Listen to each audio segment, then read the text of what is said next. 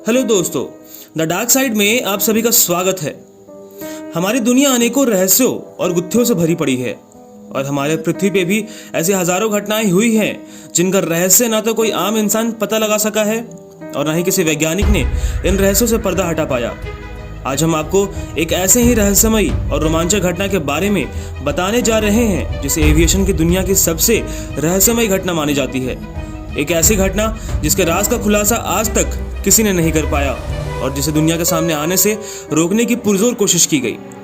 हम बात कर रहे हैं सेंटियागो एयरलाइंस की विमान संख्या 513 के बारे में। दिन था 4 सितंबर 1954 जब सेंटियागो एयरलाइंस की फ्लाइट संख्या TWA 513 ने पश्चिमी जर्मनी के आकिन एयरपोर्ट से उड़ान भरी।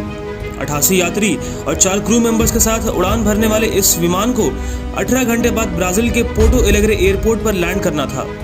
लेकिन उड़ान भरने के कुछ ही घंटों बाद विमान का संपर्क ATC यानी एयर ट्रैफिक कंट्रोल से टूट गया।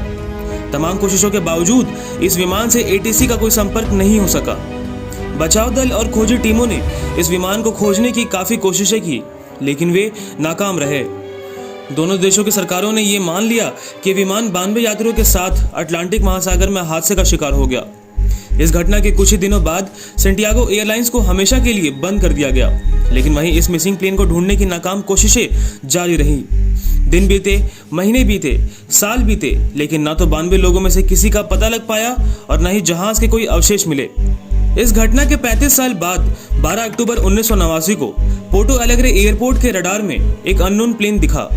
ATC ने विमान के पायलट से संपर्क करने की कोशिश की, लेकिन विमान के पायलट की ओर से कोई जवाब नहीं मिला। ये विमान तेजी से एयरपोर्ट के रनवे की तरफ चला आ रहा था। ये सब देखकर एयरपोर्ट के अधिकारियों में हड़कंप मच गया और उन्होंने जल्द ही उस रनवे को खाली करा दिया जिस ओर से ये जहाज चला आ रहा था।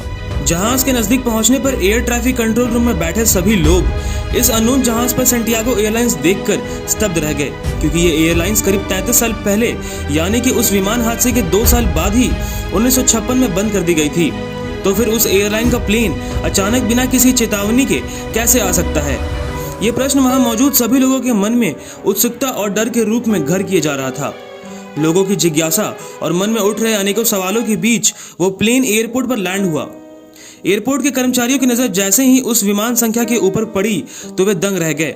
दरअसल ये विमान उसी सेंटियागो एयरलाइंस का था जिसका एक विमान 35 साल पहले अटलांटिक महासागर के ऊपर से गायब हो गया था।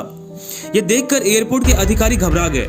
किसी को कुछ भी समझ नहीं आ रहा था, लेकिन ये तो बस एक शुरुआत थी। अभी इस रहस्य का और भी ज्यादा डरावना और पेचीदा होना बाकी था। ATC ने जहाज के पायलट से कांटेक्ट करने की कई कोशिशें की, लेकिन उन्हें कोई भी जवाब नहीं मिला। इस बात पर एयरपोर्ट अथॉरिटी ने जहाज के अंदर जाने का फैसला किया और जैसे तैसे करके जहाज के दरवाजे को खोला गया। लेकिन जैसे ही अथॉरिटीज ने विमान के अंदर कदम रखा, अंदर का नजारा देखकर उनके चीखें निकल गई।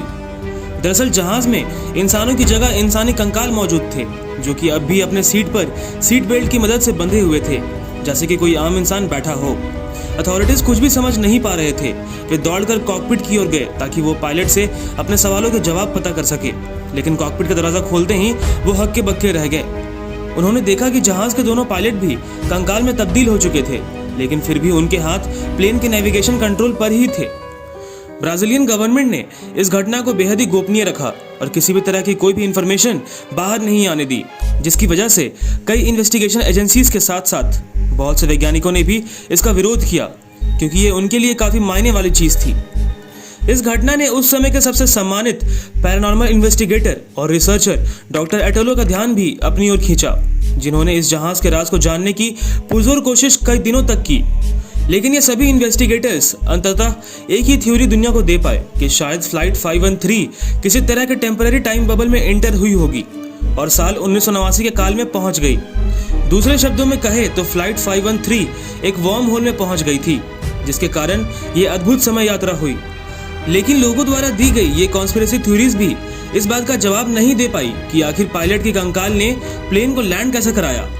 आखिर उस घटना में ऐसे कौन से राज छुपे थे जिसे गवर्नमेंट और पोर्टो एलेग्रे अथॉरिटीज दुनिया के सामने नहीं आने देना चाहती थी।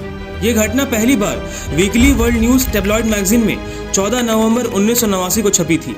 इस कहानी को छापने वाले पत्रकार का नाम था इरविन फिशर। जब इरविन फिशर ने इस कहानी को छापा तो बहुत से लोगों ने इसे सच मानने से इनकार कर दिया, क्योंकि ब्राजील सरकार ने भी इस बारे में कोई जानकारी नहीं दी थी। लेकिन ऐसा माना जाता है कि सरकार इस रहस्यमय विमान की लैंडिंग की कहानी इसलिए किसी को नहीं बताती कि कहीं लोगों में डर पैदा ना हो जाए। लेकिन आज तक कोई नहीं जान पाया कि आखिर सच्चाई क्या है। उस विमान ने हकीकत में लैंडिंग की थी या इरविन फिशर की वो कहानी खर्जी और ख्याति पाने के लिए थी।